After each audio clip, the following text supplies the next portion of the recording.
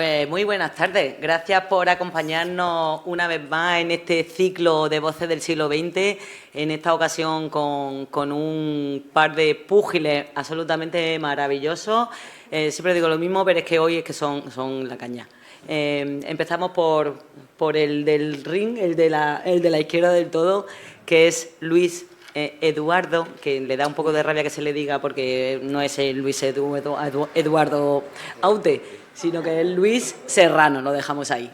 Madrileño, tiene una larguísima trayectoria profesional en el mundo del periodismo. Empezó primero en prensa, en papel, en Arriba, en prensa deportiva, en La Hoja del Lunes del León, en Informaciones.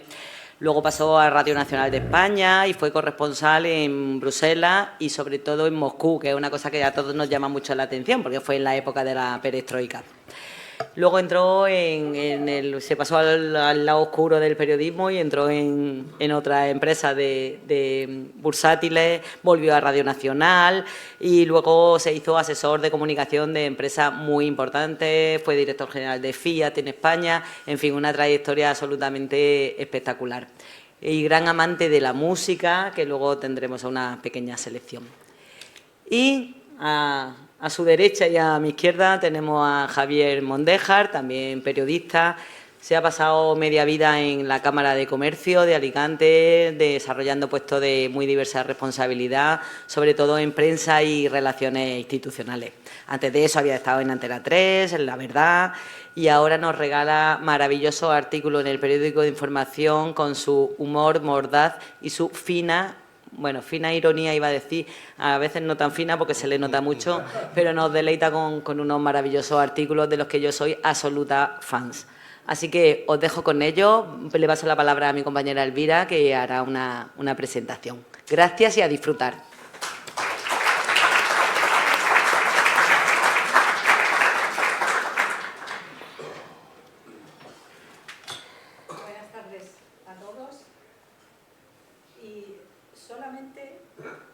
Que gracias a las sugerencias de Luis, que espero que suenen todas, hay una pequeña selección musical en la presentación de hoy. Esas tres piezas musicales son La máquina de escribir, creada en 1950 por el compositor estadounidense Leroy Anderson. La segunda se llama Periódicos de la Mañana, que es uno de los 400 valses que compuso Johann Strauss, hijo, justo 3 añitos antes de componer el famoso Danubio Azul. Es una obra de 1864 que se llama Periódicos de la Mañana. Unos cuantos años más tarde, el grupo murciano Maclán, ese ya es un poco más cercano, en el año 2001 compuso los periódicos de mañana. Entonces vamos a dejar en manos de nuestros contertulios si después de un cuarto de siglo esta letra sigue vigente. Vamos a ver.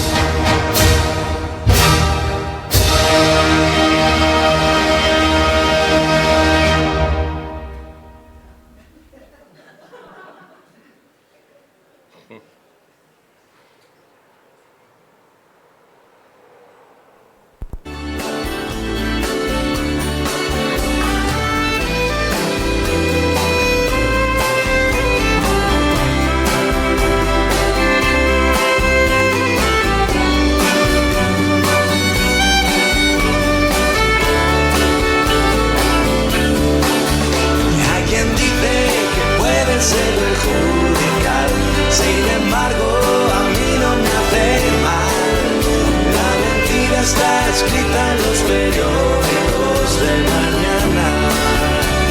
No me interesa lo que digan los políticos, no me creo de la misa a la mitad. La mentira está escrita en los periódicos de mañana.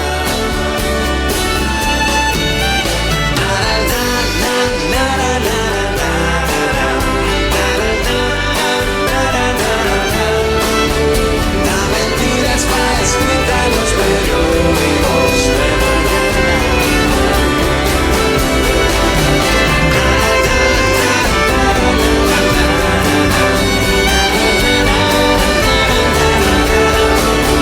La mentira está escrita en los periódicos de mañana. Sin embargo, a mí no me hace mal. La mentira está escrita en los periódicos de mañana. Gracias. Lo que digan los políticos, no me creo de la misa a la mitad. La mentira está escrita en los periódicos de mañana.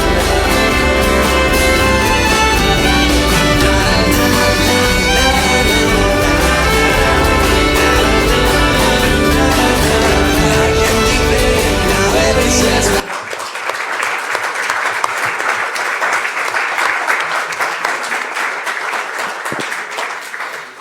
La música última es una provocación. Sí, está claro. Bueno, buenas tardes, bienvenidos. Desde luego para mí es un honor y un placer presentar a Luis Serrano, que no ha estado en más sitios porque es que no hay. Si hubiese habido más sitios, seguramente que hubieses estado. Yo espero que no le vayamos a dar mucho la tabarra con batallitas del abuelo Cebolleta, pero hay una edad en la que uno ya es proclive. Y seguramente a ti te pasa como me pasa a mí. Perdón por anticipado. En todo caso, tanto Luis como yo lo que pretendemos es que la experiencia pasada sirva para iluminar el presente. Eso de que quien no recuerda el pasado se verá obligado a repetirlo y todas esas historias. Cuando Elvira me propuso hacer la entrevista a Luis Serrano, tengo que reconocer que le conocía de oídas, pero que a continuación le pregunté que por qué yo. Es verdad que los periodistas somos una especie mitad inconsciente y mitad suicida, y con el mismo talante somos capaces de entrevistar al Papa de Roma o a la Mula Francis, si se tercia. Aquí donde me ven, y luego después en mi carrera fue por otros derroteros muchísimo más serios, pero yo entrevisté en su momento a Lola Flores, a Rafael, a Marisol y a un montón de gente de la farándula y también. El caso es que cuando Elvira me mandó el currículum de Luis, pues ya vi el motivo de emparejarnos. Los dos somos de Madrid, hemos pastoreado en las mismas dehesas, ejercimos el periodismo de verdad y luego cambiamos al lado oscuro de la fuerza, que son los gabinetes de comunicación, donde antes buscaban a gente que había de alguna manera destacado en los medios de comunicación normales, donde se ganaba mucho dinero. Algo más. Y se tenía mucho más poder, aunque lamentablemente todo eso haya cambiado para peor. Es verdad que Luis Serrano desde lo internacional y yo en lo modesto local, que todavía hay clases y hay una diferencia brutal entre ser director de gabinete de presidencia en la Cámara de Comercio de Alicante, que fui yo, o en la Fiat, que fue Luis, aunque a la postre el trabajo sea similar. Luis ha sido director de comunicación, por ponerle un nombre, aunque eso de director de comunicación al final son muchísimas más cosas que son simplemente la comunicación. Ha sido director de comunicación, estaba diciendo, de multinacionales y de organizaciones empresariales y también corresponsal en el exterior de muchos países, alguno exótico como Rusia. En fin, no me voy a enrollar. De lo poco que aprendí en la Facultad de Ciencias de la Información de Madrid, soy de la 5ª promoción, así que hagan sus cuentas, es que el entrevistador tiene el papel, ni más ni menos, de ser la comadrona que asiste al parto de las ideas del entrevistado. Así que no me enrollo más y vamos al lío. Luis, tú que has estado en los dos lados de la mesa, ¿en cuál te has sentido más cómodo? Pues no tienes una pregunta fácil, porque no puedo decir que haya estado más cómodo en el periodismo activo como en el lado oscuro, que es como lo hemos llamado, no, el otro lado, el periodismo de fuente, el periodismo de empresarial. Más cómodo, pues, es que claro, cuando yo recuerdo cuáles han sido mis trabajos, pues realmente yo en la Fiat vivía como un marajá.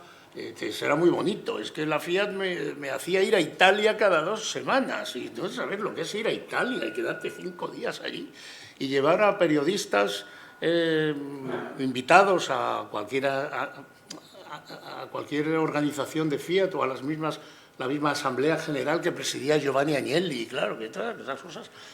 Los periodistas estaban encantados, me gustaba mucho aquello, ¿qué quiero decir? Pero no ha sido mi mejor trabajo ni el más profesional. Más profesional, ¿de qué manera digo profesional? El trabajo en el que yo haya tenido mayor cantidad y calidad de información, la haya manejado, la haya elaborado y la haya distribuido. Sea como periodista en activo, porque un señor que es de Radio Nacional y cuenta una crónica en Radio Nacional, capta información, la elabora, la maneja y la difunde. Y un señor que es jefe de prensa de una organización empresarial, capta información, la elabora, la maneja y la difunde. Es decir, el trabajo es el mismo. El trabajo es el mismo. Otra cosa son los destinatarios primarios. El destinatario primario de una crónica de Radio Nacional es todo el mundo. El destinatario primario de una nota de prensa son 28 periodistas seleccionados que estoy ahí. Y el destinatario primario de la información que yo elaboraba en FG, Inversiones Bursátiles, eran clientes internacionales, inversores que metían mucho dinero en España y que querían tener información de calidad. Y esa información de calidad no la hay normalmente en los medios de comunicación, en los periódicos. Yo, con toda modestia, decía, cuando yo estaba en FG, y decía, yo querría tener una revista económica y fichar a todos estos que escriben aquí, que son analistas, que no son periodistas, para que escribieran en esa revista, porque sería la mejor revista económica de España. Lo que pasa es que, evidentemente, aquellos señores obtenían información de un nivel que no la obtienen los periodistas, porque aquellos señores se entrevistaban con consejeros delegados de empresas precisamente para obtener la información más adecuada que se suministrase a los inversores internacionales. He visto que te has traído el tipómetro. Esto es de las pocas cosas que yo también aprendí en la facultad, a manejar el chisme este. ¿Aprendiste alguna cosa más, aparte de alguna frase, como que la conciencia empírica nos da la hipótesis hiperbólica de una radical discordancia de las apariencias, que todavía no sé ni qué es? Pues posiblemente en la escuela lo aprendí algo que no sabía que era esto. Esto es un arma de discriminación de periodistas, porque las cosas, no sé si alguno me podrá desmentir, esto no les gustaba en general a los estudiantes de periodismo. No.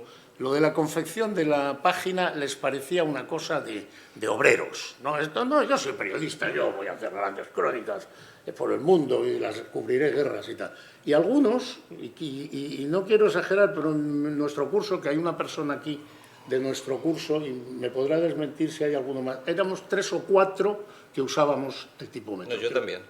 ¿Tú lo sabías en tu curso? Sí. Y esto me abrió muchas puertas, es decir, que yo dirigiera un periódico con 23 años o fuera redactor jefe con 21 años es porque iba con esto. Es que llegar a un periódico donde tú al director le das no solo el contenido de lo que a ti te han encargado, sino además la paginación hecha, y bajas al taller y organizas en el taller lo que sobra, lo quitas, en fin. El director el primer día que te ve con esto y dice, este no se me escapa, este lo tengo yo aquí porque, claro, me quita mucho trabajo. Y yo obtuve puestos, es decir, a mí como digo, llegué a León para escribir de deportes, pero yo entregaba mi sección de deportes maquetada, y el redactor jefe alucinaba, decía, "Oye, esto no se nos puede perder", hasta que te van dando más responsabilidad. Más Dice, oye, maquétame también las de local. Y además el confeccionador tenía una cierta autoridad sobre los periodistas, porque les decía, corta, eso más corto, eso no va a 3 columnas, lo voy a meter a 2 columnas. Entonces, al final, el confeccionador, sin ser el jefe, mandaba.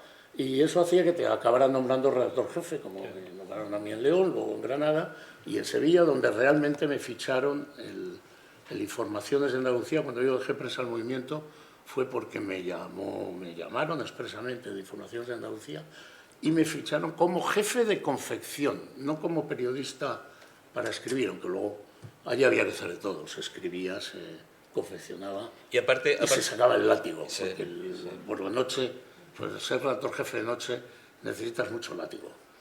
digo que si aparte de eso, ¿aprendiste algo en la escuela de periodismo? Pues seguro que sí. Un poco como Butat, yo digo que todo lo que sé lo sabía el día que salí de Preu.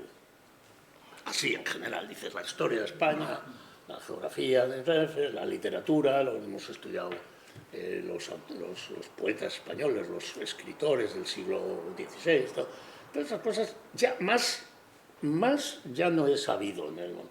¿Qué has sabido desde aquel día hasta hoy? Pues las cosas que han ocurrido, es decir, tú, el salir de Perú no podías conocer cuestiones de las relaciones este-oeste, ¿no?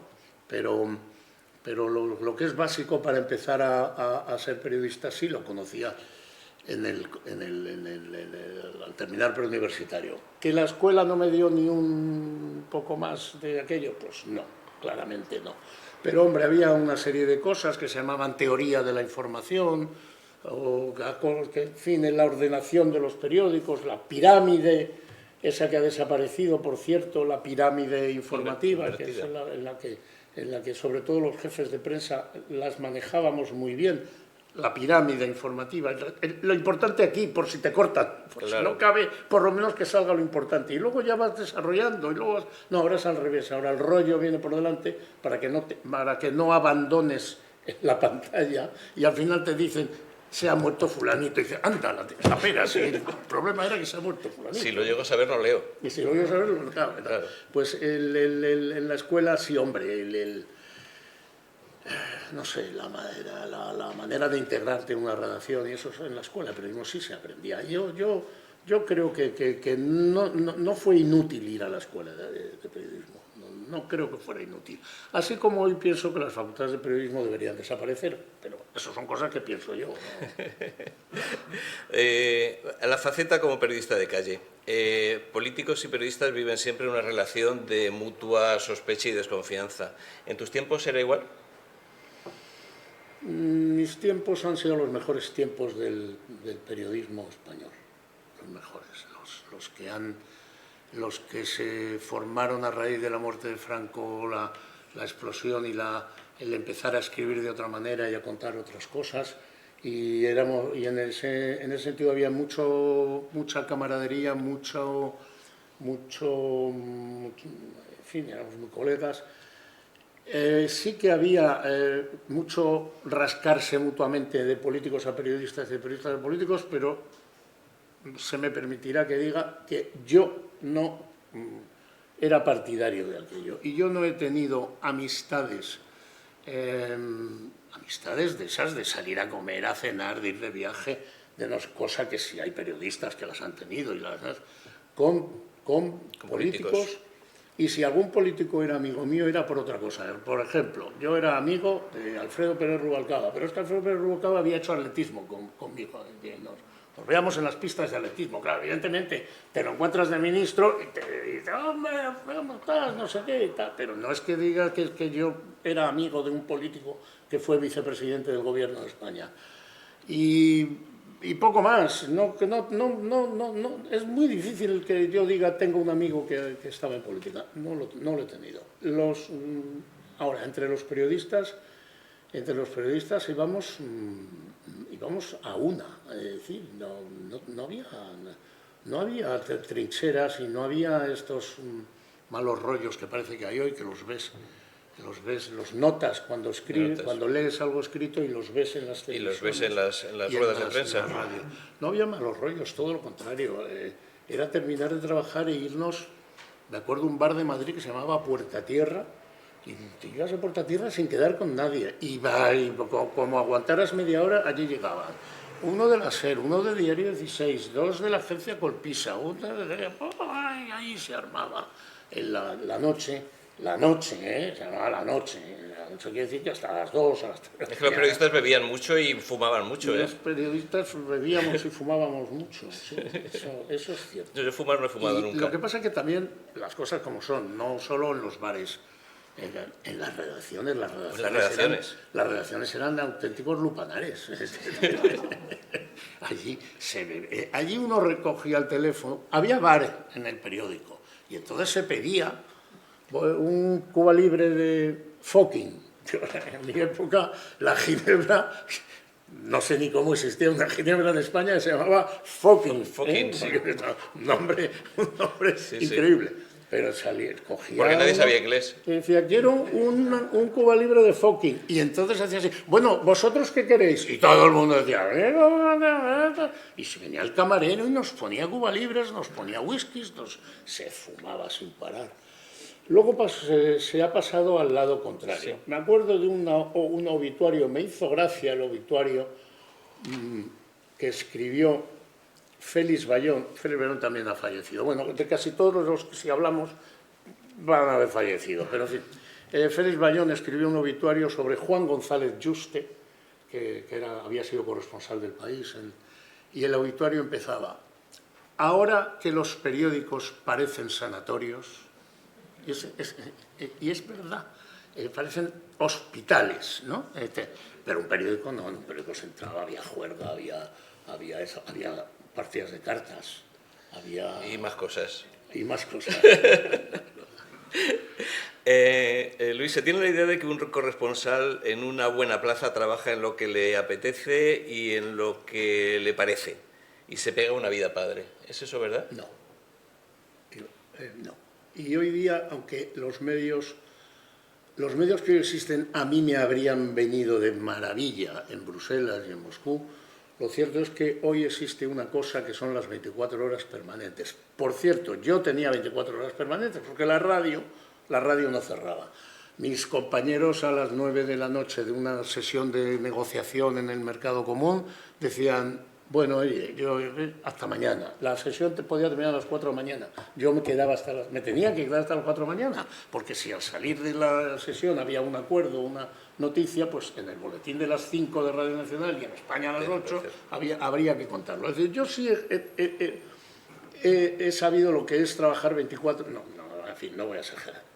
Tener las antenas puestas 24 horas, cosa que ocurre ahora en la prensa escrita, porque toda la prensa escrita tiene su pantalla de internet, y ocurre en la televisión porque la televisión tiene los 24 horas también, todas las televisiones están 24 horas dando, y las radios lo mismo, pero las radios ya lo tenían, y las agencias de prensa. La diferencia es que las agencias de prensa tenían una oficina con seis personas, y entonces, oye, un día se quedaba uno, otro, no sé, o cada uno tenía una función.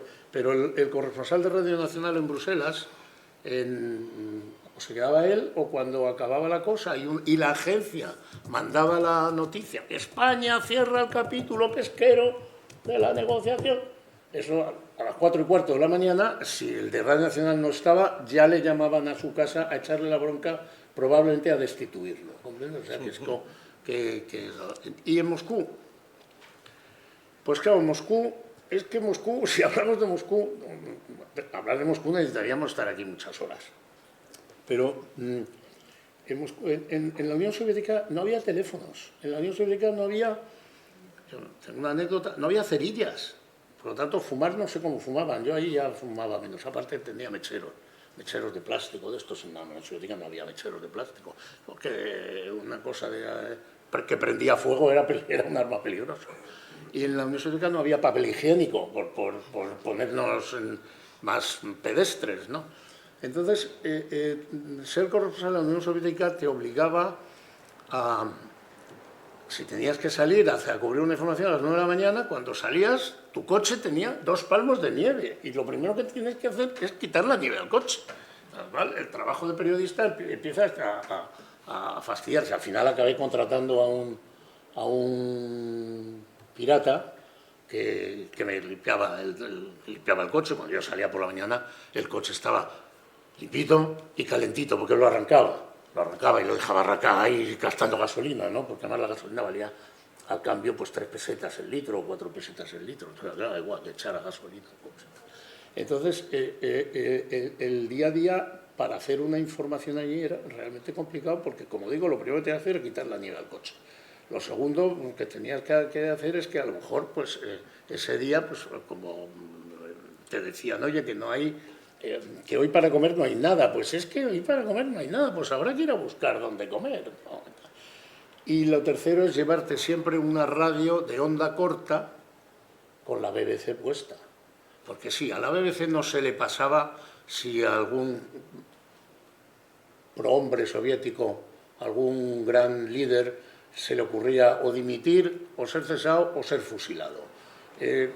Eso a la BBC no se le escapaba. Y entonces, el vivir con una radio de onda corta permanentemente, te vas a comer porque hay unos amigos que han venido rara vez, pero en fin, o has quedado con un diplomático de la embajada francesa que te va a contar un poco, que te va a ilustrar, no es que te den noticias, pero te ilustran sobre la realidad circundante, pues estás cada hora con tu pinganillo escuchando la BBC. Evidentemente, si oyes Margaret Thatcher o oyes, yo qué sé qué, los mineros del carbón de Gales, pero de repente oyes en Moscú el primer ministro, y un momento, espérate, vaya, no es para tanto. O sí, oye, te tengo que dejar, que me tengo que ir a ver mi teletipo de Reuters y mi teletipo de TASS porque acaba de pasar esto. Por ejemplo, es más, no estaba en Moscú, estaba en Berlín. Estaba en Berlín no porque me había escapado, estaba en Berlín cubriendo una sesión del Pacto de Varsovia, una reunión de jefes de Estado y Gobierno del Pacto de Varsovia, por lo tanto estaba Gorbachev en Berlín Oriental, y estando allí a un niño alemán que tenía 19 años y que sabía pilotar, se le ocurrió coger una avioneta y presentarse en la Plaza Roja de Moscú, sí. Escapándose de los radares y las... Eso estaba yo en Berlín. Sí, recuerdo el hecho. Cuando eso pasa, evidentemente una agencia de noticias lo dio a la radio. En la radio empezaron a buscarme, no me encontraron. Pero menos mal que yo no estaba fuera de Moscú por voluntad propia, sino porque estaba haciendo otra cosa. Lo que pasa es que gracias a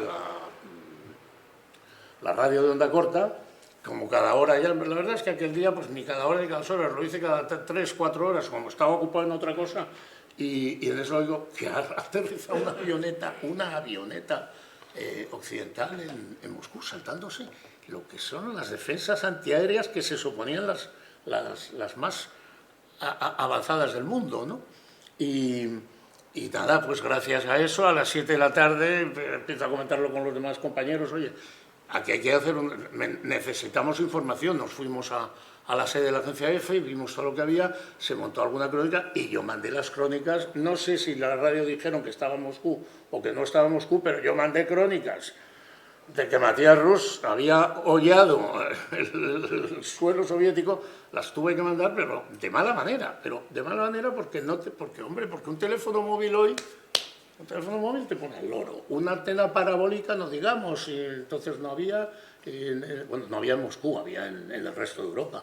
Bueno, pues para ver una imagen de la BBC o de CNN o de tal, no, todo eso no, era la radio de onda corta conectada permanentemente a la BBC, al Servicio Mundial de Noticias de la BBC.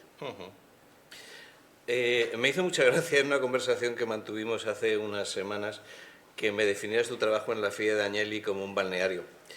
Y me contaste también que después de remover Cielo y Tierra conseguiste que Agnelli accediera a una entrevista con Televisión Española y que la directora de informativos, que era María Antonia Iglesias, le confundió con un cardenal. Cuéntalo porque eso es gracioso. Eso fue muy bueno, me costó el cuello, que si yo hubiera sido el presidente de Fiat me habría cargado al director de Relaciones Externas en España, porque claro, si yo tengo un tío en España para que hable, para que se me conozca y para que hable de mí, y resulta que me confunden con un cardenal, es que no ha hecho bien su trabajo. O sea, las cosas que puso. Yo pensé que aquella no lo contábamos. El tema es que el rey de España cumplía, mira quién está aquí, porque yo creo que era ella, Asunción Valdés, que el año 96 tú estabas en la Zarzuela, ¿no? Bien, bien. El año 96 o 95. El 95 el rey de España cumple 20 años de reinado y en Televisión Española se les ocurre hacer un gran programa en el cual los corresponsales en el extranjero tienen que entrevistar al jefe del Estado donde están. Y al de París le piden que entreviste a Mitterrand, al de Estados Unidos le piden que entreviste a George Bush, no sé ahora, el 95 ahora mismo, creo que es, bueno, no sé, a Bill Clinton. El de... Y al de Roma le dicen que entreviste al Papa. Entonces, todos los corresponsales dijeron, mira, si yo tengo una entrevista con Mitterrand, no es para hablar del rey de España. Si a mí Mitterrand me da una buena entrevista, la quiero para otra cosa. El otro dijo lo mismo, Y el de Roma, que es muy listo y un gran periodista, Ángel Gómez Fuentes, contraofreció, dijo, ¿por qué de Italia no hacemos una entrevista a Giovanni Agnelli, que es una persona muy importante aquí, que es el que le llaman el rey sin corona, Giovanni Agnelli, que es amigo del rey Juan Carlos y tal? Y María Antonia dijo, muy bien, con Giovanni Agnelli, sí, me interesa. La que se montó para hacerle una entrevista a Giovanni Agnelli. Yo tuve que ir a Turín, allí con el responsable de Radio Nacional de Televisión Española, se le hace una entrevista a Agnelli para salir a hablar en el gran reportaje sobre los 20 años del rey de España. Y entonces, cuando se emite aquello, Agnelli no sale. Sale no sé quién de Francia, sale no sé quién de tal, y Agnelli no sale. Y sale un obispo de la conferencia episcopal. ¿Qué había pasado? Pues había pasado cuando se estaba montando aquello, María Antonia dijo, ¿y dónde está la entrevista con Monseñor Agnelli? Monseñor Agnelli, no. Sí, yo he pedido una entrevista con Monseñor Agnelli. No. Tú es Giovanni Agnelli, que es el presidente de la Fiat, y no, yo quiero una entrevista con porque yo lo entrevisté. Yo lo entrevisté cuando se murió Juan Pablo I, lo entrevisté, era el nuncio de España, y yo lo entrevisté. No, el nuncio de España se llamaba D'Addaglio, no se llamaba Agnelli. No, a mí no, total. Yo quiero aquí que hable un cardenal. Pero claro, sobre la marcha cardenales, pues no teníamos más que los que había en España. Y entonces alguien en Televisión Española entrevistó a un cardenal. En esto, que se emite aquello, sale el cardenal, un cardenal, dice, no sé qué contaría el cardenal aquel, que no sé quién era. El caso es que, si esto se tenía que haber emitido el 22 de noviembre, pues el 24 me llaman de Turín, oye, que nos mandéis el vídeo del programa, que el avocato Agnelli quiere verlo. Y pues es que yo si quieres te lo mando, pero es que no ha salido. ¿Qué no ha salido? ¿Tú crees que estamos aquí para que le hemos hecho al abogado perder media hora y demos... Y yo, ¿a mí qué me cuentas? Yo lo único que te digo es que en Televisión Española se han equivocado. ¿Pero cuál es la razón? Y yo no quería decirla.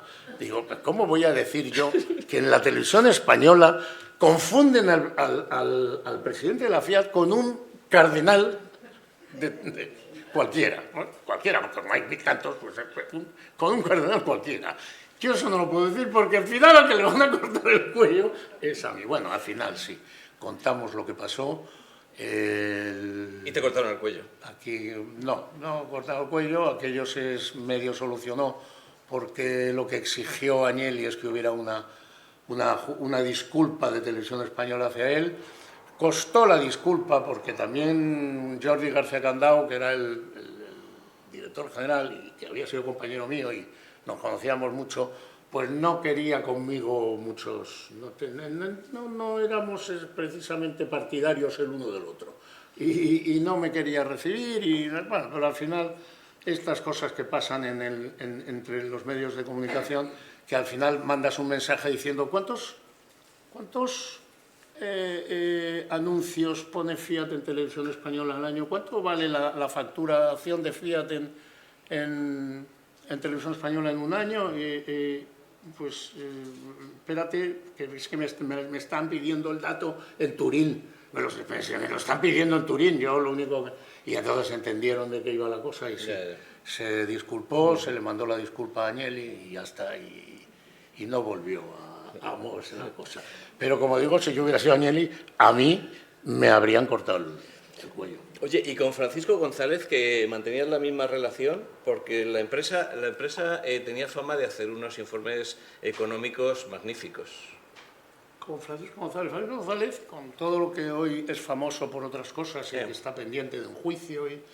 Francisco González es uno de los profesionales más brillantes que yo he conocido. Es un first class, es un tipo que lo que es, en fin, además hecho por sí mismo. Él era un agente de cambio y bolsa que con su dinero montó una sociedad de análisis y luego de intermediación y luego de fusiones y adquisiciones y tal, y en fin, y bueno, y llegó a tal punto que fue presidente de Argentaria en el primer gobierno de Aznar, y de ahí se hizo la fusión con BBVA y estuvo muchos años de presidente del BBVA, o sea, un banquero de primera, porque la verdad es que poca gente hay más preparada y más competente y profesional que él.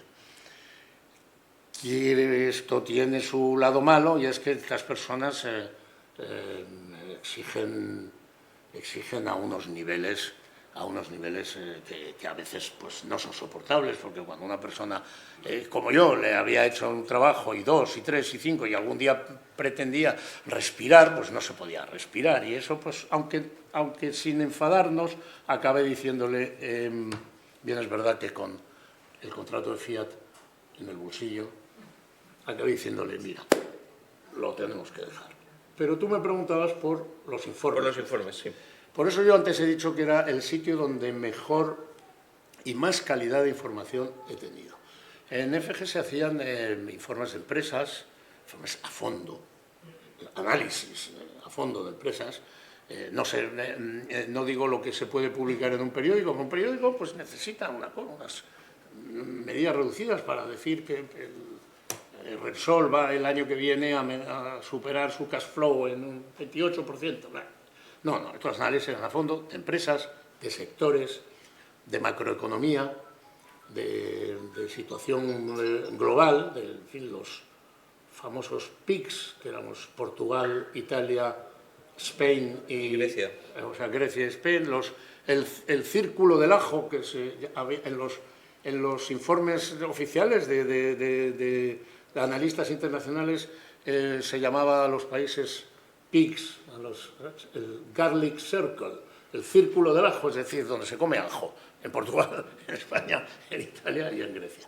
Bueno, pues informes de economía, eran informes muy valiosos. Con esos informes, cuando estaban hechos, pues periódicamente nos desplazábamos a París, a Londres, a Frankfurt, a Nueva York, a Boston, y allí se presentaban a los inversores internacionales una serie de datos que ellos no habían podido leer en El País, ni que no habían podido leer porque lo que está en El País pues lo puede leer todo el mundo, y como lo puede leer todo el mundo puede hacer su inversión no de forma anticipada, la que lo hacen los inversores de los fondos buitres, que se llaman buitres, pero que no son más que fondos, pero bien, los inversores tienen una razón de ser, que es invertir para ganar dinero, y que lo que quieren, evidentemente, es ganar dinero y no colocarlo en cosas que vayan a ir mal. Evidentemente hay cosas que van mal y que van bien, y que los informes te equivocas o los haces con buena intención, pero las cosas no salen al final como son. Y FG tenía un prestigio, os lo puedo asegurar, es decir, en la City de Londres, llevar a FG a hablar era creaba mucha expectación. Y luego ya en lo que era mi trabajo, además de darle forma a muchos de aquellos informes y vigilar la impresión y el lenguaje, que era una cosa muy difícil. Los analistas de temas económicos hablan de otra forma y escriben de otra forma.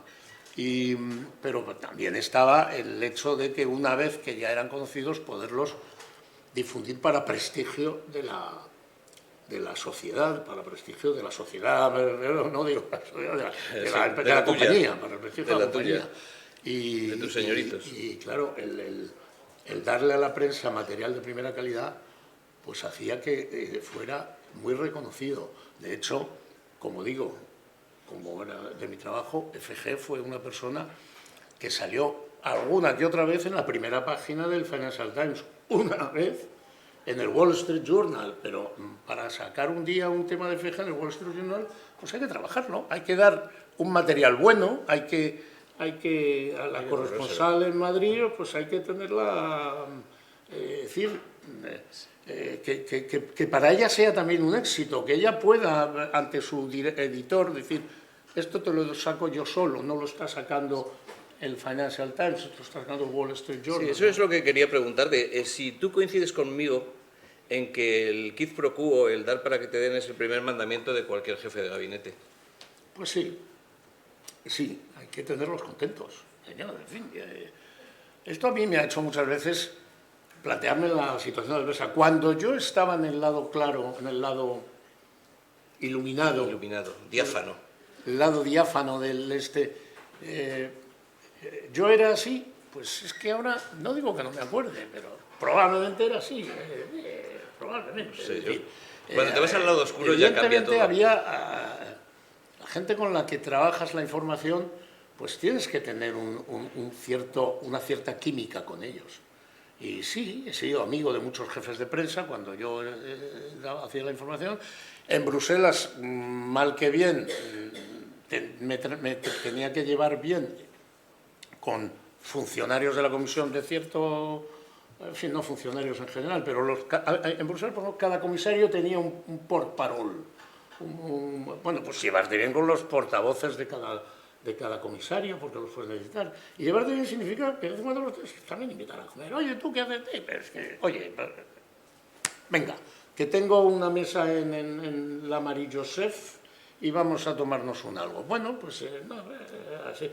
Digo el periodista, o sea, no es la fuente la que invita al periodista, sino el periodista invitando a la fuente. Pues sí, es que esto es el quid pro quo, el do ut des, ¿no? El do ut des está a la orden del día. En Fiat era muy fácil, bastante más que en FG. ¿Por qué? Pues porque FG tenía poco que dar, pero FG además no hacía publicidad. Nunca hizo publicidad.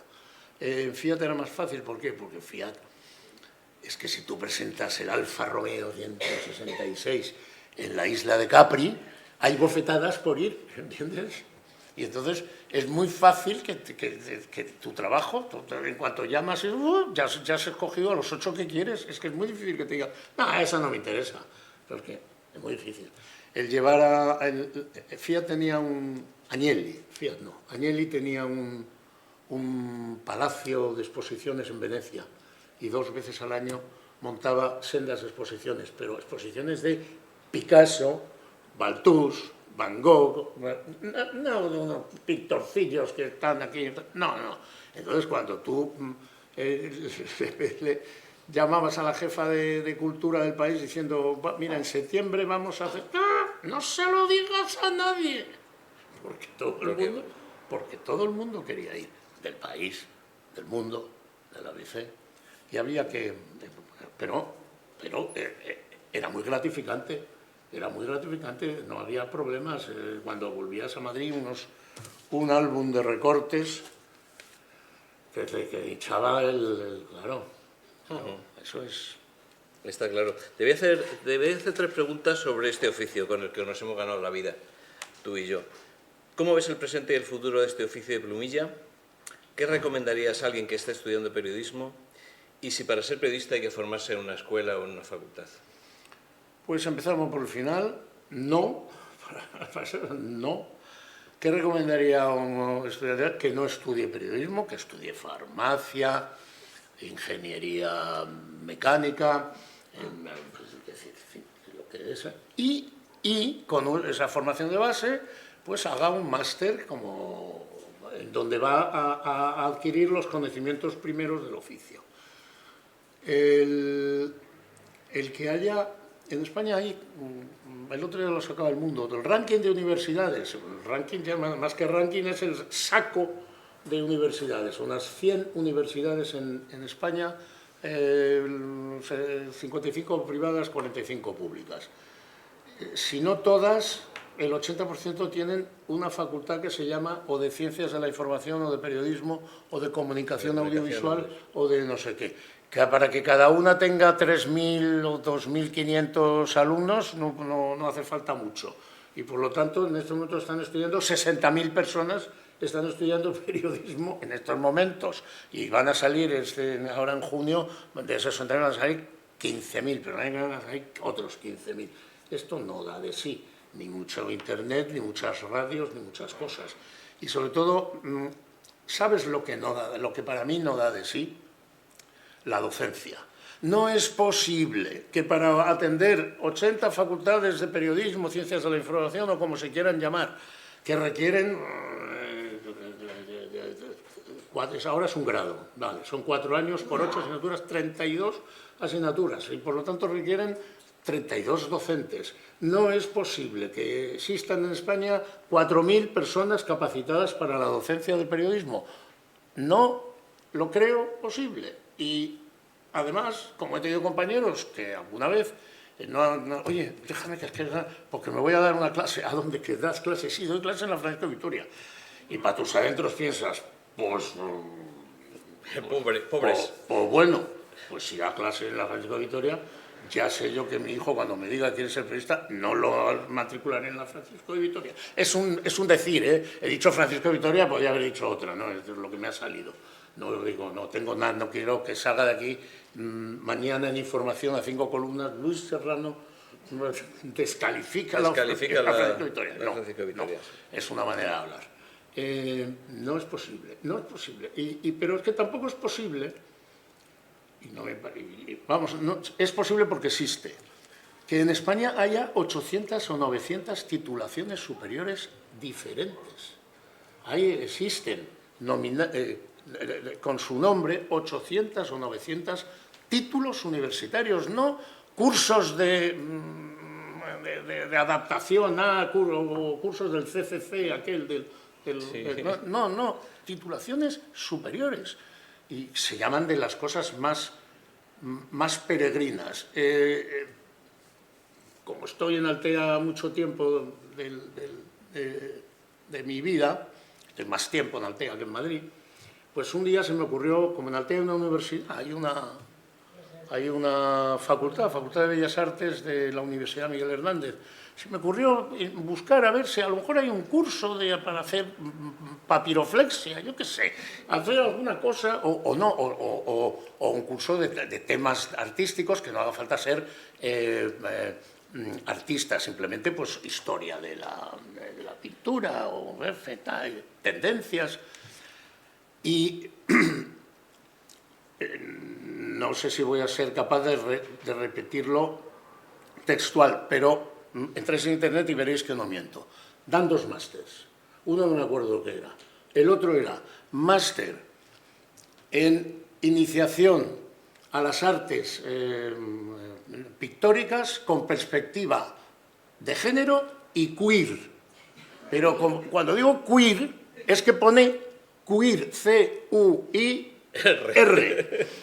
Un máster para acercamiento a las artes pictóricas con perspectiva de género y queer. Y yo dije, ¿de verdad que a un tío universitario, hacer una carrera universitaria, para que te pregunten, ¿y usted qué es? Pues mire, yo soy especialista en pintura con perspectiva de género y queer. ¿Y queer cómo? ¿Qué es eso de queer? ¿Queer lo de queer, la Q esa del...? No, C-U-I-R. Bueno, perdón, me levanto con poner agua. Ay, no, espera. Te pongo. De verdad, si ese es uno de los 900 títulos superiores que se expelen, porque ya no voy a decir se expiden ni expenden, se expelen en la Universidad Española, pues estamos apañados. Y si estamos apañados con ese sistema educativo, pues el de periodismo es igual.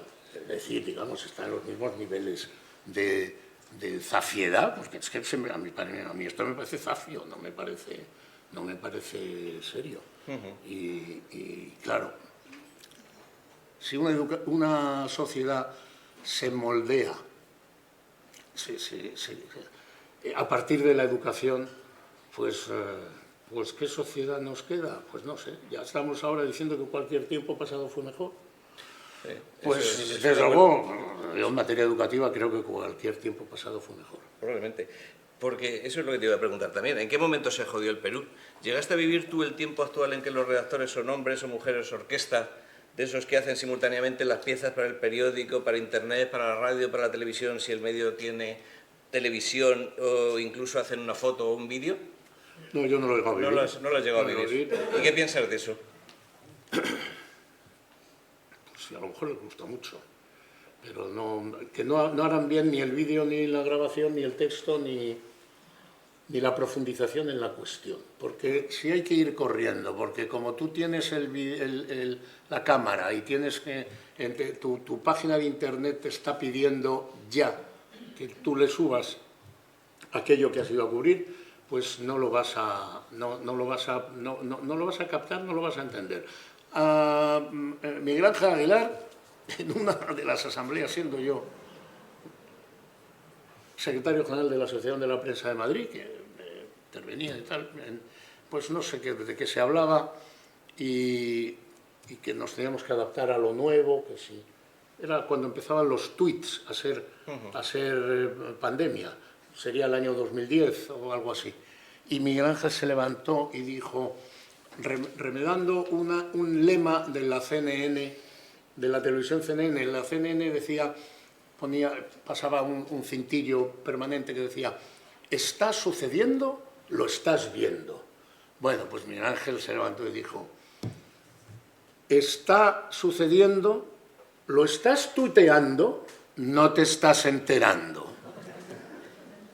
Y yo creo que el periodismo de tuit y el periodismo de urgencia no va a ningún lado, porque al final, en fin, dar la noticia antes que nadie, pues es muy gratificante, pero la noticia, el hecho, no cualquier cosa, que un vehículo ha atropellado a una señora, pues por mucho que lo des el primero, pues francamente no creo yo que eso al final sea muy gratificante para tu currículum, ¿no? ¿Coincides conmigo entonces en que a los medios les falta reflexión total?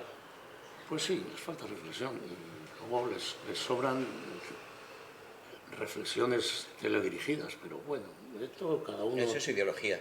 Claro, ideología, bien, ideología o negocio. No sé. En fin, no... ¿Tú te acuerdas de un chiste que decía que uno viene de misa y le preguntan ¿qué ha dicho el cura en la homilía? Y dice, te lo resumo, que no es partidario del pecado. Bueno, pues no soy partidario del periodismo que se hace hoy. Ya. En absoluto. Sí, creo que coincidimos los dos. Tu gran afición es navegar y la música, y ahí andas en un coro que da conciertos en el Auditorio Nacional, en el Teatro Real y en no sé cuántos más sitios. Bueno, ¿qué es lo próximo que cantas? Bueno, canto lo que se puede cantar, es decir, primero en un coro se disimula mucho la voz cazallera. Es decir, que un coro no hace falta tener una voz muy bonita. Que como no te pongas cerca del micrófono... En un coro no hace falta tener una voz muy bonita. En un coro lo que hace falta es afinación y buen oído. Yo tengo muy buen oído y yo canto bien con mala voz. Pero en un coro, como uno tiene una voz así, otro así, otro de otra manera, todo se empasta y sale una voz única. ¿Y qué se canta? Pues se canta cosas que seamos capaces de cantar. Y al final... Los aficionados a la música, pues tenemos en la memoria, podríamos cantar sin necesidad de ensayar, pues las cosas que cantamos. Requiem de Verdi, de Mozart, Carmina Burana, coros de ópera, algunos pues que son, en fin, que son de cantar bajo la ducha, ¿no? Pues de esas cosas que se cantan bajo la ducha, pues se cantan a través de... Yo fundamentalmente me he inscrito en dos sociedades, una es la Caixa, que da un Mesías al año en el Auditorio Nacional y hay años que lo canto, años que no. Este año estoy apuntado, no sé si me cogerán, y luego en Filarmonía, que da 20 conciertos al año, pero yo me apunto a 1 o a 2 nada más, porque exige también las cosas que se quieren hacer bien, requieren esfuerzo, y ya los esfuerzos van costando. Mira, vamos a dar la palabra a María Alarcón Dabrowska, que está cursando el Máster Universitario en Historia e Identidades en el Mediterráneo Occidental, que tiene 3 preguntas para hacerte. María, si estuvieras aquí. Marta. ¿Qué tal, María? Encantado. Marta. Me llamo Marta. Marta. Marta. Marta. Sí. Demonios. ¿Cómo ¿Te he dicho María? María? Sí. Santo Dios. No pasa nada, no pasa nada. Bueno, pues sí, yo tenía 3 preguntas que te quería hacer. Gracias. Bueno, la primera te quería preguntar sobre cuando fuiste corresponsal en Moscú entre 1986 y 1989. Más allá de los grandes titulares de la perestroika, ¿cómo era el día a día de un corresponsal español allí? Y de todo lo que viviste aquellos años, ¿qué te llevas hoy contigo? A ver, ¿qué me queda a mí de los años de Moscú? Dices, algo que no se me ha olvidado, por ejemplo. Pues que el comunismo es una ideología detestable y su práctica raya en el crimen contra la humanidad. Y lo digo porque habrá quien sea comunista y opine que lo que he dicho es una barbaridad. Pero es que pensamos que es comunista un señor como Garzón, ¿no? Garzón, el diputado o ya exdiputado. No, el comunismo en la Unión Soviética lo que mantenía era una cárcel de régimen abierto para unos 300 millones de seres humanos, que no estaban encarcelados. Había algunos encarcelados también, pero no, los que salían a la calle.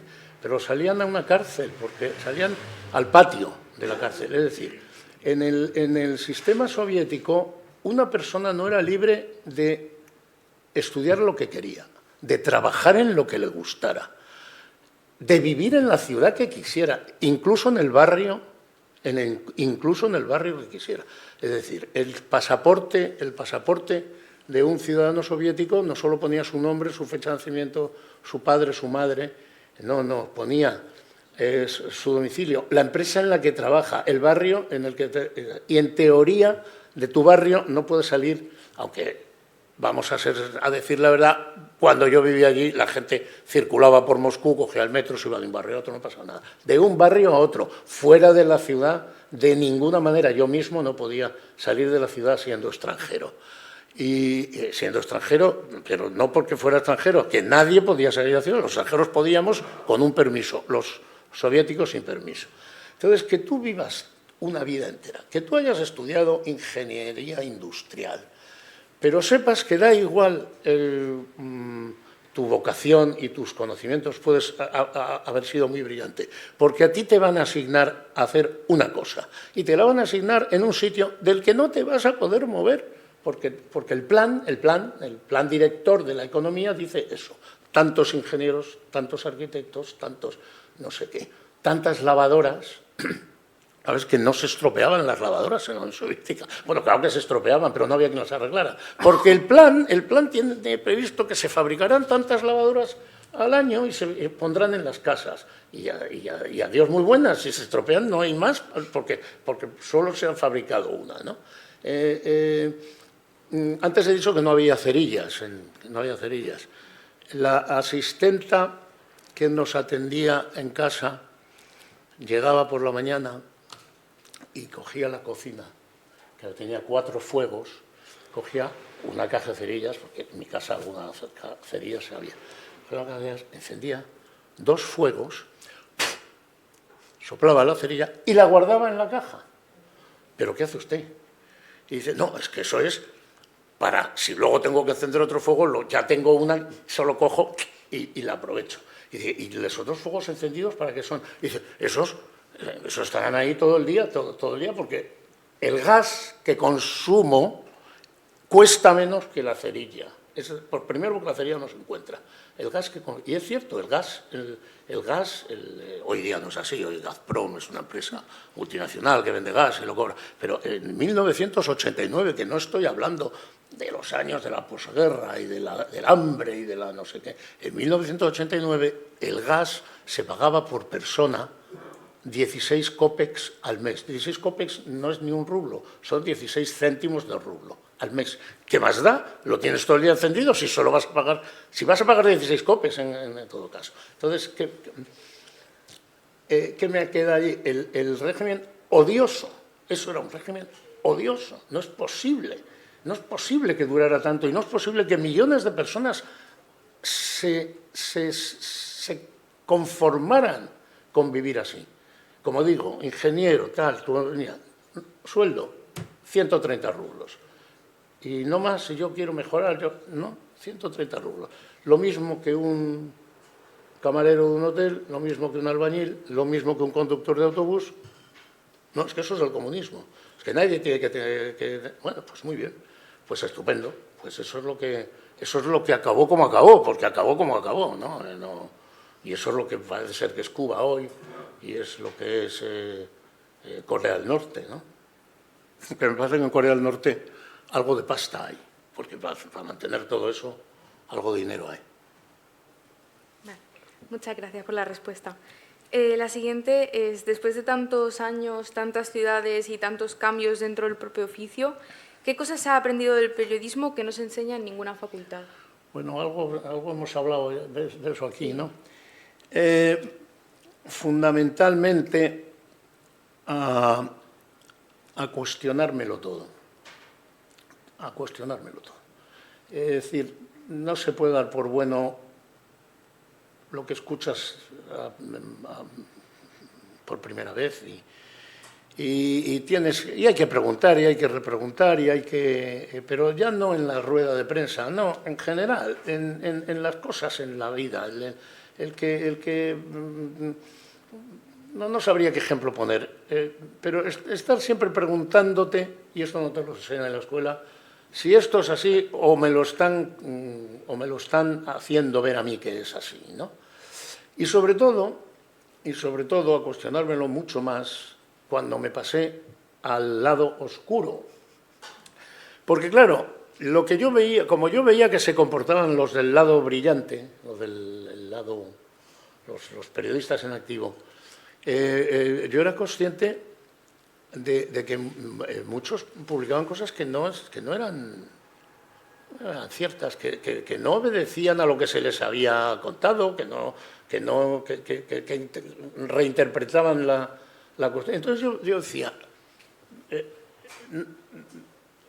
yo he estado en ese lado y hacía yo lo mismo, pues seguramente sí, pero ¿cómo es posible que no seamos capaces de mantener el rigor y defender efectivamente el que hacer una información tiene una responsabilidad? Y como digo, el que está cerca me parece que se llama la ley de periodismo de Hegel, que dice cuanto más cerca se encuentre de los hechos de una situación, cuanto más cerca uno está de los hechos de una situación, tanto más evidentes son los errores en todas las noticias que se dan sobre esa situación. O sea, si tú sabes muy bien lo que pasa en el vestuario del Real Madrid, pero luego lees en los periódicos lo que pasa en el vestuario del Real Madrid, pues naturalmente lo probable es que leas y digo, eso no es cierto, eso no fue así. Es decir, cuanto más cerca estás del vestuario del Real Madrid, más seguro tienes que lo que se está publicando no es cierto. Entonces, cuando estás en el lado oscuro, dices, qué horror, yo estaba en el otro lado y es más, tendré que volver, de hecho volví. Y esa es como dices tú, lo que se aprende que no te lo han enseñado en la escuela. Estoy de acuerdo con lo que comenta de que hay que cuestionárselo todo y eso me lleva a la última pregunta. En su columna llamada Bulo, algo que alguien no quiere que se sepa, explica cómo intoxicación y manipulación han desaparecido del debate público, pasando a llamarse bulo. A todo se le llama bulo. Lo que me interesa preguntarle entonces es cómo o por qué cree que se ha llegado a este punto y qué tendría que pasar para que volviéramos a un periodismo que distingue entre intoxicación, manipulación, error y mentira. Bueno, es una cuestión semántica.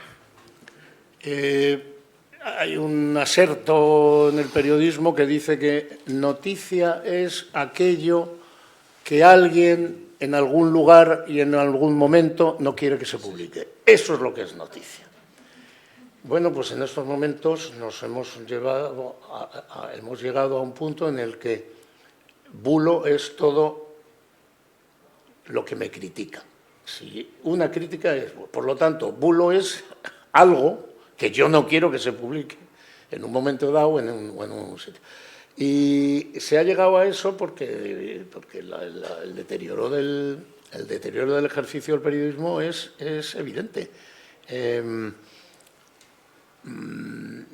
fin, en España han ocurrido cosas, pero en España hubo un momento de inflexión en el trato entre los medios, que fue el 11M, y a partir del 11M, pues cada uno rompió con la norma aquella que se decía, perro no come perro. Los medios de comunicación no se metían con otro medio de comunicación. Podía haber polémicas que firmadas, es decir, que se intercambiaban un artículo, eso lo hacían Emilio Romero y Jaime Capmany y era brillantísimo. Pero un medio no se metía. Cuando un medio daba una exclusiva, no salía al día siguiente el medio de la competencia a desmentirla. No, hombre, no, un respeto, tú te la has tragado, aguántate, pero no salían eso no se hacía. Se dejaba que el medio que había dado la exclusiva siguiera trabajando su material. Hombre, si a lo mejor aquello saltaba y ya adquiría una notoriedad muy grande, pues lógicamente otros medios de la competencia entraban a tratarlo. Pero el que se ponga un periódico al servicio del desmentido de una noticia que ha dado otro, a mí eso me ha parecido vergonzoso. Me lo hacía el diario Levante en Valencia, cuando yo era director de Radio Nacional en la Comunidad Valenciana. El Levante tenía un vicio, que era que todos los días sacaba en los pildorazos los errores que pillaba por ahí, pillaba errores, pues claro, pues no te digo en Radio Nacional cuántos, pues un montón. Pero entonces te publicaba algún pildorazo sobre cosas que había dicho Radio Nacional o sobre si había dejado de funcionar un poste emisor, cosa que también a veces pasa, y entonces si el poste emisor no funciona y se dejó de oír Radio Nacional en el Horta Sur, pues el Levante ayer se estropea el de Radio Nacional y el Horta Sur se quedaron sin noticias. Y yo llamé al director de Levante y le dije, ¿tú quieres que en Radio Nacional hagamos un espacio diario sacando la cantidad de melonadas que publicáis en Levante? ¿A que no?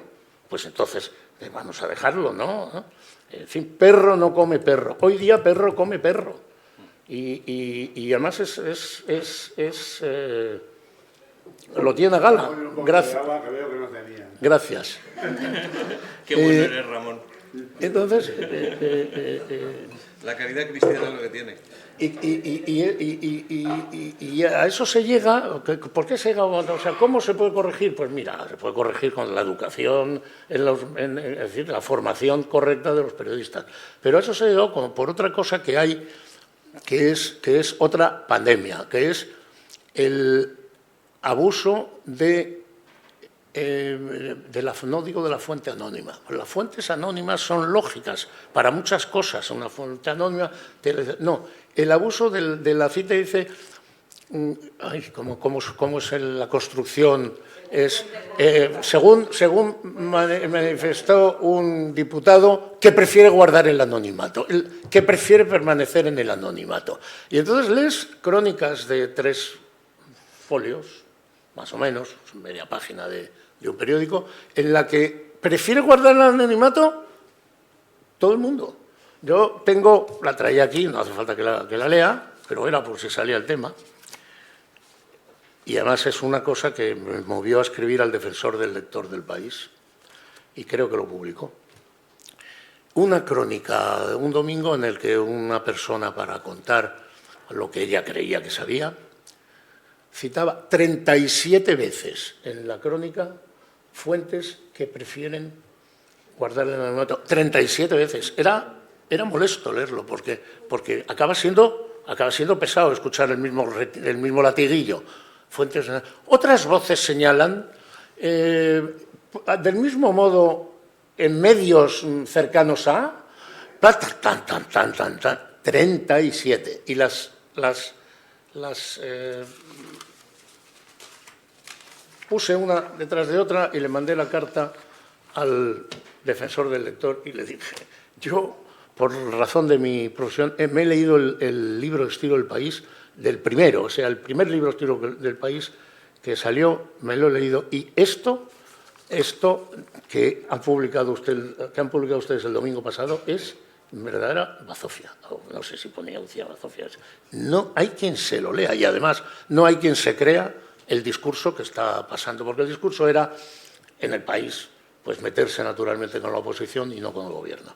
El discurso era demostrar, poner negro sobre blanco, que Feijóo no tenía control sobre el partido. Y entonces 37 veces decía que prefieren mantener el anonimato, que prefieren mantener... Anda, vaya usted a la porra, por favor. Cuéntemelo de otra forma, porque no... Vale, María, muchas gracias. Sí,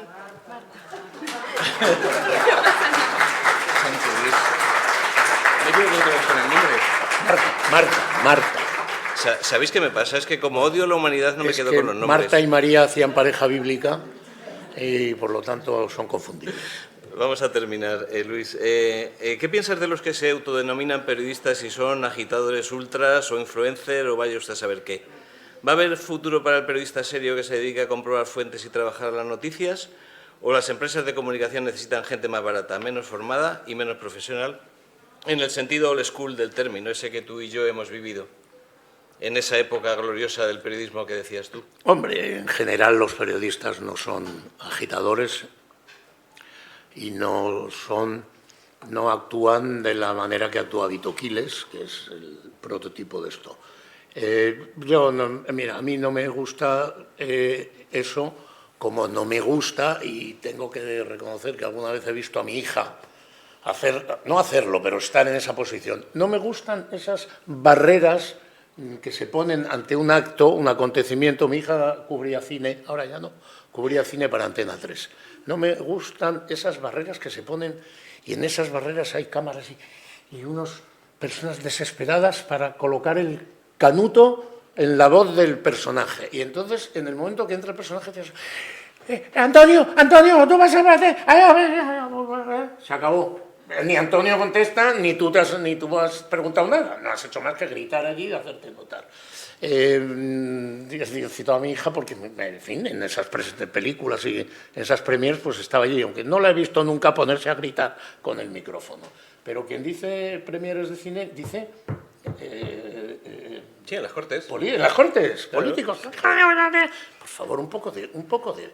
Señor presidente, ¿qué opina usted? Es que, para nada, señor presidente o señor ministro, que es una cosa que no se dice. Ministra, va uno gritando por ahí, ministra.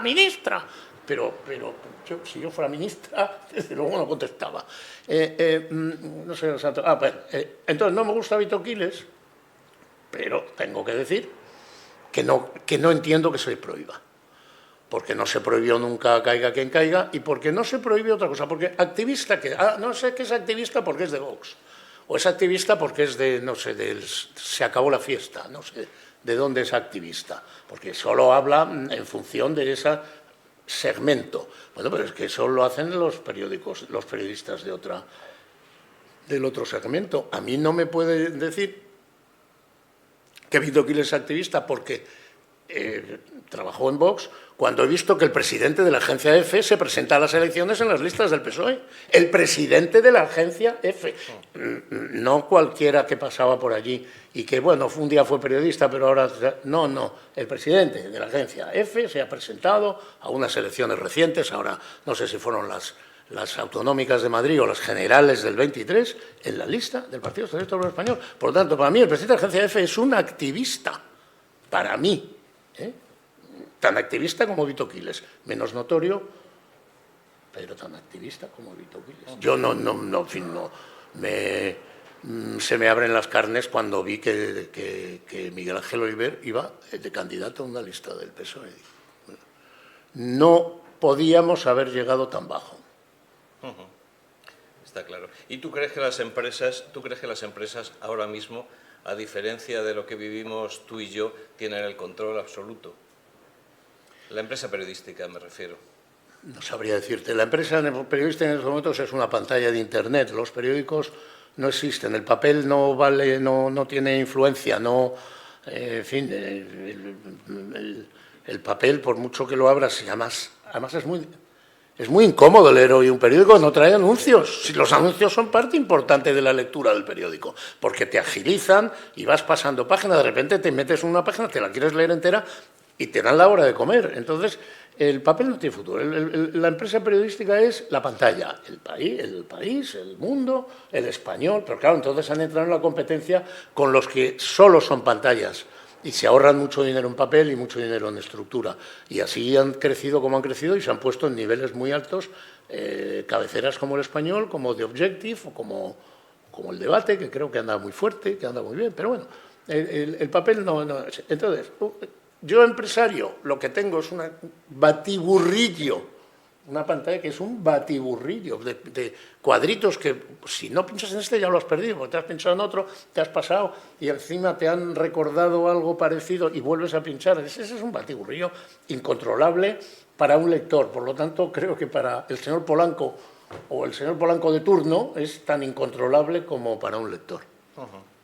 Creo que teníamos, Elvira, creo que había preguntas del público. Pues ahora, ya estáis tardando. Que sea facilita. Mira, Chonín Valdés creo que quiere hablar.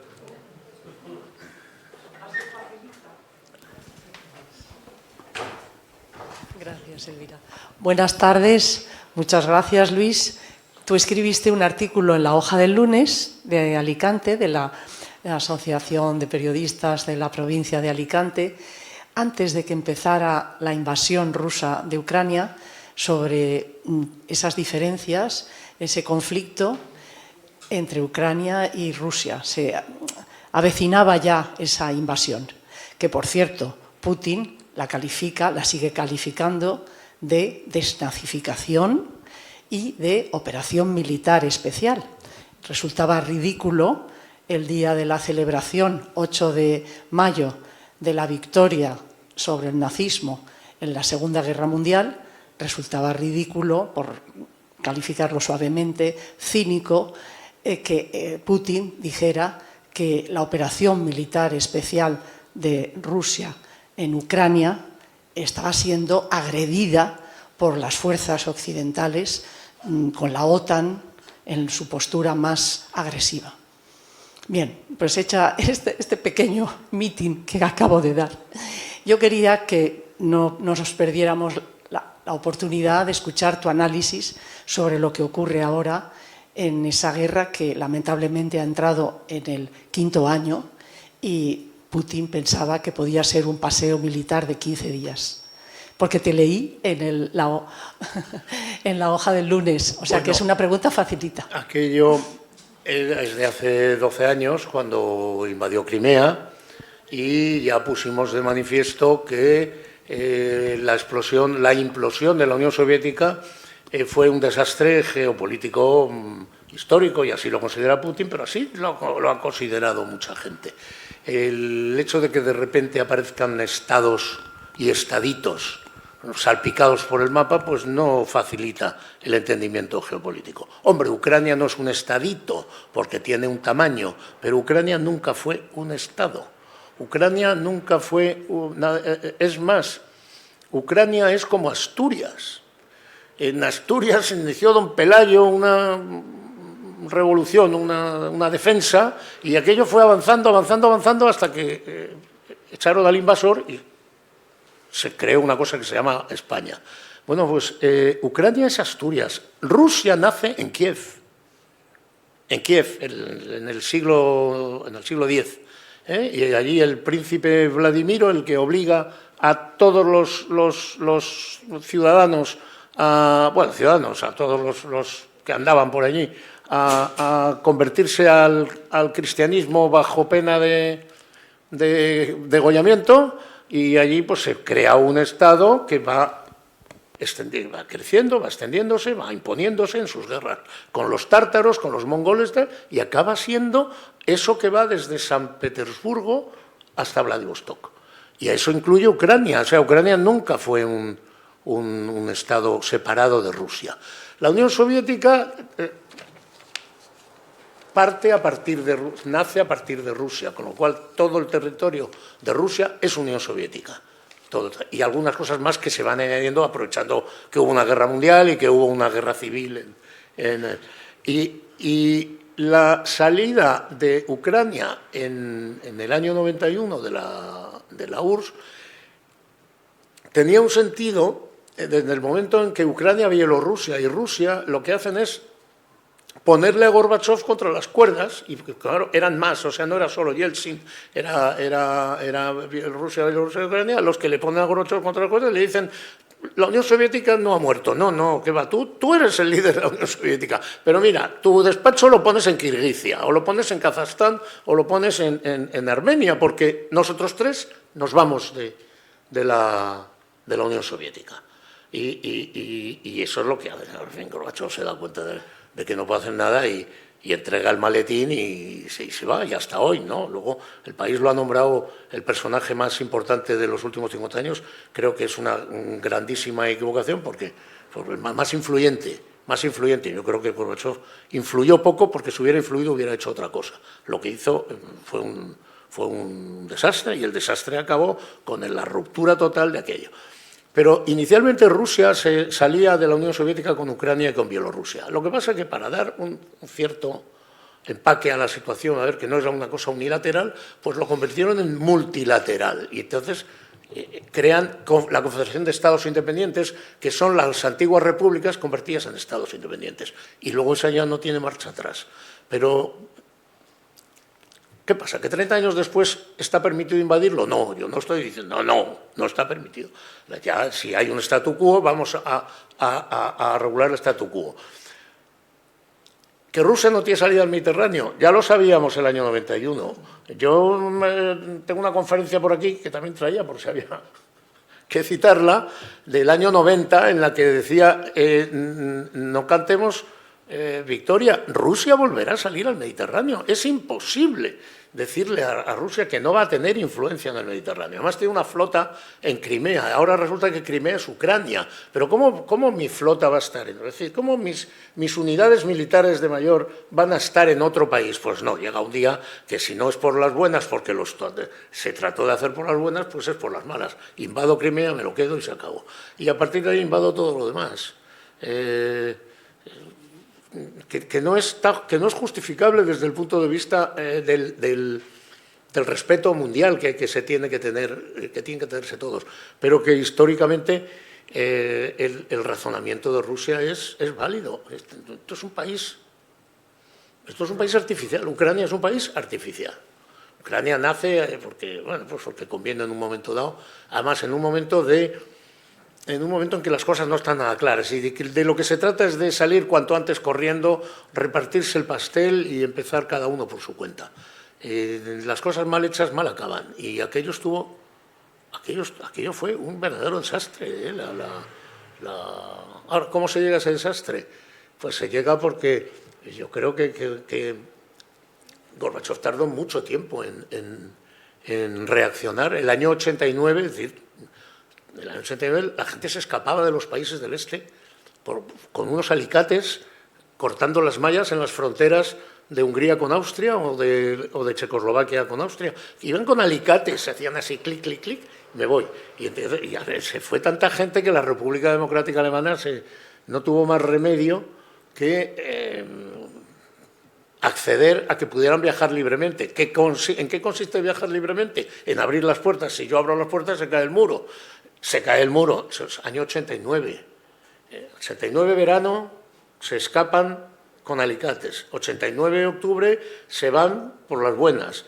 El 90 hay elecciones democráticas en Checoslovaquia, en Hungría, en Polonia. Ya no mandan los comunistas, ya hay partidos políticos. El 89 se apiolan a Ceausescu y a su segunda de a bordo, que era su mujer. O sea, Rumanía cae también. El 89 ya no quedaba nada más que la Unión Soviética.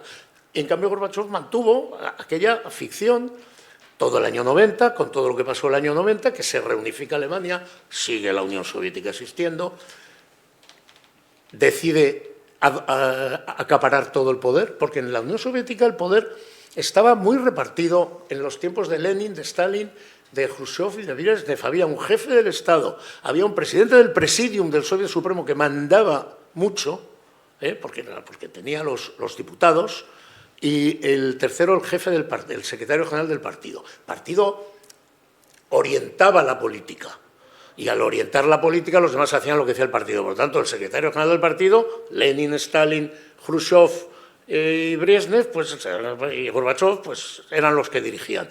Pero es que Gorbachov acabó con eso. Gorbachov se cargó a Gromyko, que era el jefe del Estado, se cargó a Ryzhkov, que era el jefe del gobierno, acaparó todo el poder, pero no hizo nada. Pero no hizo nada objetivamente. En Alemania, en Checoslovaquia se iban, en Alemania Democrática se iban, en Hungría se iban, hacen elecciones, en Rumanía matan al único que salió, que fue asesino. Los demás salieron corriendo, no sé dónde se esconderían. Y cuando todos se han marchado del bloque, allí sigue Gorbachov, año 90, ya digo, el 91 se hace con todos los poderes. ¿Para qué? ¿Se hace con todos los poderes? ¿Para qué? No sabe. Le dan un golpe de Estado en agosto, del que sale maltrecho, mal parado, y del cual Yeltsin ya abusa de él, porque ya hemos visto imágenes de cómo Yeltsin en el Parlamento, en el Soviet Supremo, le señalaba con el dedo, firma y firma y firma, y el otro firmaba y tal. Creo, francamente, que Gorbachov es un caso sobrevalorado, que la historia lo ha sobrevalorado, es un producto de la propaganda. De hecho, glasnost es una palabra rusa que viene de golas, golasnost, y golas significa propaganda, o sea, publicidad. Y todo lo que había en la Rusia de Gorbachov es publicidad. Os puedo contar un chiste, ya, para terminar, ¿no? Allí el chiste no tiene gracia, pero refleja muy bien lo que pasa. Empieza la revolución y a Lenin le llevan en un tren y de repente el tren se para. Camarada, no podemos seguir. ¿Pero por qué? Porque no hay vías. No hay vías, el tren hasta aquí ha llegado. Y Lenin dice, pues a partir de ahora, que todos los sábados, un sábado al mes, todos los ciudadanos soviéticos trabajen gratis para la construcción de ferrocarriles. Se dispone y se hace. Cuando llega Stalin, le meten en el tren se para, todos asustados. Camarada Stalin, el tren no puede seguir andando, pero porque no hay vías. ¿Cómo que no hay vías? No hay vías. ¿Y quién es el responsable ministro de Transportes? Pues no sé, Oskarov Puentowski. Y pues que lo fusilen. Y lo fusilan. Lo fusilan al visto. Llega Khrushchev le meten en el tren, cuando se para el tren, camarada Nikita Khrushchev, el tren no puede seguir andando, no hay vías. Bueno, pues vamos a hacer una cosa, que la gente se baje del tren, coja las vías por las que ya hemos pasado, las desmonte, las pongan delante y vamos avanzando poquito a poco, pero llegaremos a nuestro destino. Muy bien, se hace así, toca Brezhnev, camarada Leónidas Brezhnev, no hay vías, no se puede seguir andando.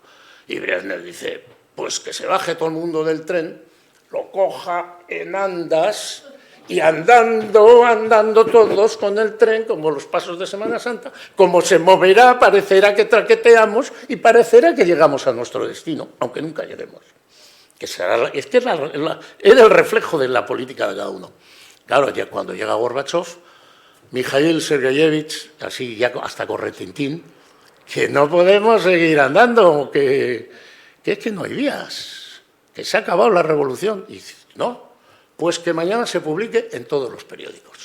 Este era el chiste, que como digo no tiene gracia, porque al final lo de Gorbachov consistía en que había mucha publicidad, pero ningún efecto, ningún efecto real en la economía, en la vida, en las libertades, seguían sin haber libertades. No es que ya la gente dijera, pues mañana me voy de viaje a... No, eso nada. Para irse de viaje había que comprar un billete de avión. Y en Moscú, ciudad de 11 millones de habitantes, había una ventanilla para comprar billetes de avión. Una ventanilla para 11 millones de habitantes. Y esa era la realidad, esa era la... ¿Qué hacemos con Ucrania? Pues yo creo que no tiene futuro, que eso se va a partir. Lo que ya ha ganado Rusia se lo va a quedar y lo que no ha ganado pues será un Estado más pequeño del que era. Creo, pero oye, a estas alturas yo no sé ni lo que pasa en el vestuario del Real Madrid. Mercedes. Sí. Bueno, Luis, me parece que el final más bonito es el que acabas de hacer, pero como me han dado el micrófono, voy a hacer la pregunta que tenía desde el principio. A mí, por lo menos, me interesa, no sé, espero que a los demás también, hablemos de periodismo, ya no contamos historias de esas tan preciosas que sabes de tu época en Moscú, que me parece apasionante. Pero a mí me gustaría saber qué opinas del periodismo de investigación.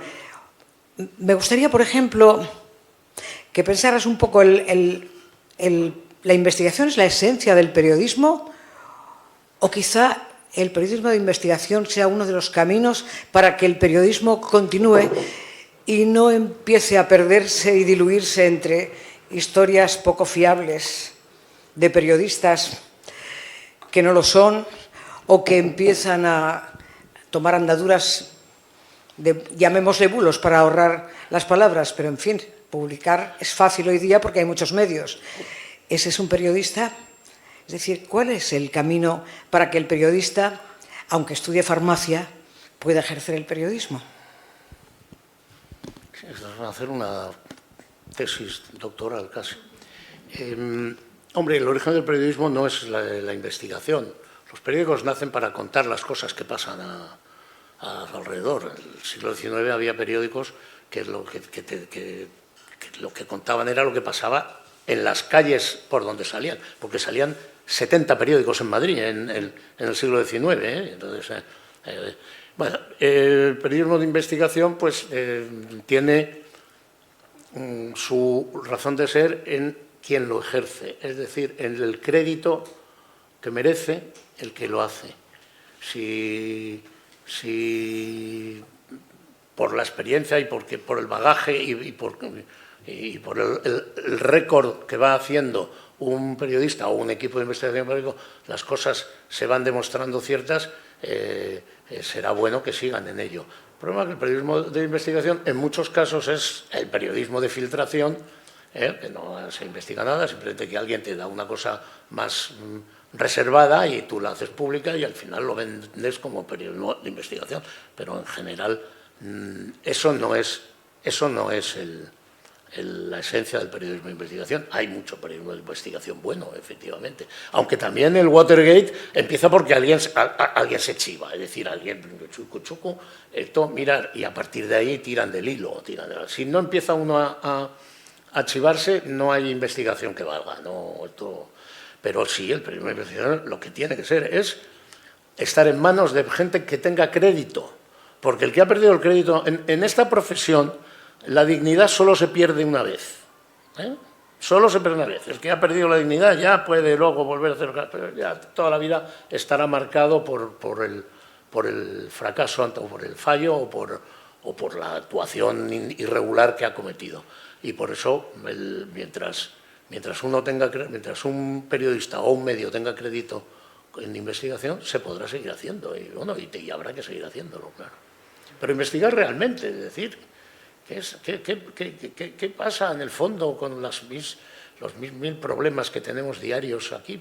Se podría investigar qué pasa con la vivienda, no solo informar de que no hay viviendas, va a investigar y las razones, los inputs y los outputs del sector de la vivienda, y a lo mejor llegamos a encontrar algo. Sí, yo te iba a comentar eso porque en provincias me parece que es muy importante la labor del periodista. Quizá es la forma de conocer o dar a conocer al ciudadano en qué mundo está viviendo, conocer cómo funciona su ciudad, conocer qué hacen los políticos con su dinero, conocer qué ocurre con la estructura de esa ciudad, hacia dónde va. Parece que sea el vehículo transmisor, ¿no?, entre ese mundo y el ciudadano. Me refiero al periodismo de provincias. El periodismo local evidentemente tiene un objetivo diferente del periodismo mundial y nacional. Mundial me refiero, pues, no sé, el New York Times seguramente tendrá una buena sección de local, pero no es de lo que nos vamos a fijar cuando lo leemos. Y en cambio incluso tiene más futuro la prensa local, es decir, incluso por publicidad, pues porque mantienen publicidad. No mantiene publicidad La Razón, pero sí la mantiene el cuadernillo de La Razón en Valencia. Sí, ahí porque hay un restaurante valenciano que se quiere poner.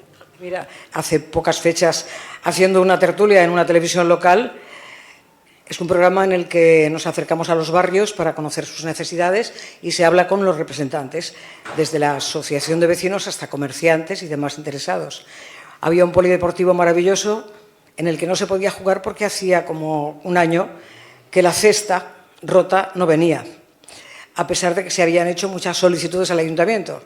Lo dijimos en la tele y a la semana siguiente había una cesta en el campo de deportes para encestar. Creo que es una labor importante, ¿no crees? Que se pueden sacar a partir de ahí, ¿no? Hombre, es indudable que la prensa, no es que sea cuarto poder, pero que la prensa tiene una influencia incluso muy superior a la de otras entidades sociales que posiblemente manejen más información y más dinero, pero que no tienen influencia, pues que no suena que el ciudadano de a pie esté imbuido de la importancia que tiene ese ente social. Porque la prensa es que la ve todos los días al pasear por la calle, la tiene ahí en el kiosco, la tiene hoy la radio y la televisión. Aunque yo la radio, no sé, quizás pues, estoy equivocado. Pero permíteme, Luis, que te voy a dar... Yo no me creo que la gente oiga la radio. Te quiero dar la enhorabuena porque, como yo también soy mayor, a lo mejor somos de la misma quinta, es que ese pozo que te ha quedado de tu vida profesional, si es como lo expresas, me parece una vida maravillosa. Bueno. Y además tiene una buena cuna, ¿no? Parece que dejas una historia para tus memorias, para las memorias de tu familia, muy, muy dulce, muy agradable y con un toque de sentido del humor que me parece que es muy importante. Bueno, vale, pues muchas gracias por percibirlo así. Y sí, bueno, el toque de sentido del humor no es que yo sea muy gracioso, pero en fin, hay cosas que te sale de hacer el chiste. Sí. Lo de Óscar Puente, no, en fin, tampoco es para que salga mañana en el Información, ¿no? Luis, pues nada, muchas gracias. Hemos aprendido mucho. Y hay otra. Una cosa rápida, Dime. jocosa. Ahora que te conoces de toda la vida, ¿quién crees que hubiese sido Luis Eduardo Serrano Altimiras si no hubiera sido periodista?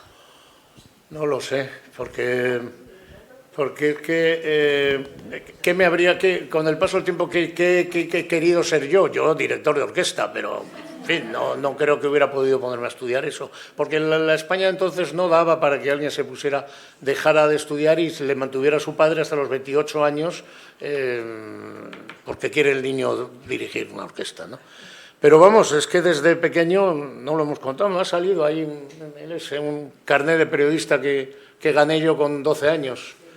Infantil. En un programa de televisión, que era realmente un programa periodístico. O sea, allí lo que buscaban era periodistas. Y entonces yo contesté al concurso, lo gané y Pero, en fin, no es que yo sea periodista por aquello. Luego un día me compraron unos reyes, supongo, una imprenta. Cogía los tipos móviles, los ponía en ese, ¡pam! Y entonces yo hacía periódicos, hojas volanderas, ¿no? Pude hacerlo 3 años, luego te cansas, porque es que hacer, no sé, solo esto, letra a letra, lo que era aquello. Y entre la imprenta, el carnet de mini periodista, no sé, llegar a Preu, los de letras, o filosofía y letras o derecho. Y los de ciencias, las ingenierías, arquitectura, medicina y una carrera de ciencias que se llamaba Ciencias Políticas, Económicas y Comerciales. Pero no había más, no había... ¿Cuántos títulos he dicho? Sí, un montón. 950 titulaciones diferentes. No, y al final, yo derecho, ¿yo por qué voy a hacer derecho? ¿No? Y filosofía y letras, bueno, pues si no entro en periodismo, porque periodismo tenía un examen de ingreso al que se presentaban 1000 personas y pasamos 100. Luego podía haber sido una de las 900 que no pasaron, con lo cual me hubiera tenido que matricular en filosofía y letras por seguir estudiando y haciendo algo. Pero no se me ocurrió nunca decir yo también, ¿qué hago? Yo estudiando ahora historia, latín, griego, sí. No, yo creo que ya vi claro, ya dije, ya que estoy en esto, vamos a intentarlo. Y mira, salió bien. A María Rosa, que se ha ido. Ha salido, no. María Rosa García Mirasierras hizo el examen de ingreso conmigo en la Escuela de Periodismo el año 69 y también fue una de las 100 que pasamos y de los 70 que terminamos. Que cuando terminamos nos fuimos de viaje a Estados Unidos y lo pasamos muy bien también. Ella vino aquel viaje. Muy bien, Elvira, ¿hemos terminado entonces? Pues entonces, pues muchas gracias, Luis. Con esto a alguno había que darle. Yo lo tengo en la mesa de mi despacho. Muchas gracias a todos y muchas gracias a Luis porque nos hemos divertido y hemos aprendido mucho. Pues gracias, y tengo que decir que me sorprendió mucho que se me llamara para un ciclo de estos como de periodistas alicantinos, porque yo en Alicante, bueno, pues vivo, pero no se me puede decir que haya sido un periodista alicantino. Pude serlo, porque cuando me pusieron en la mesa, cuando me tuvieron que hacer fijo en Prensa del Movimiento, yo estaba en el Marca, de ayudante de redacción, pero al terminar la carrera, pues te pasabas a ser redactor. Y cuando me pusieron en la bandeja, vas a ser redactor, pero no en el Marca, tenemos 2 vacantes, una en León y otra en Alicante. Y yo dije, hombre, pues yo me voy a Alicante, que ahí hay suecas y hay sol y playa, y en cambio en León no hay más que vacas. Así que yo me voy a Alicante. Y estaba diciendo esto cuando al que se lo estaba diciendo, que era el director, por cierto, fue director de información, Félix Morales. Sí, Félix se lo estaba diciendo a Félix Morales y me dice, no hables mal de León, que te están escuchando. Y detrás de mí estaba el director del periódico de León, que me embaucó. No, te vienes a León, no sé qué, tal. Digo, pues me voy a León. Y me fui a León, pero pude haber venido a Alicante. Mira tú lo que hubiera sido. Pues sí, nos lo hemos perdido. Nos lo hemos perdido. Nos lo hemos perdido, pero hemos ganado otras cosas. Yo no he encontrado las suecas, esas que yo pensaba que... Bueno, pues muchísimas gracias a los dos. Les emplazamos a nuestra próxima sesión. Tenemos por ahí a la protagonista, a Gloria de Nova, que charlará con Rafa Arjones. Será el día 9 de junio en la otra sede. Hoy ya nos despedimos de esta sede. Pues muchísimas gracias a todos por acompañarnos y a vosotros por vuestra grandiosidad. Muchas gracias.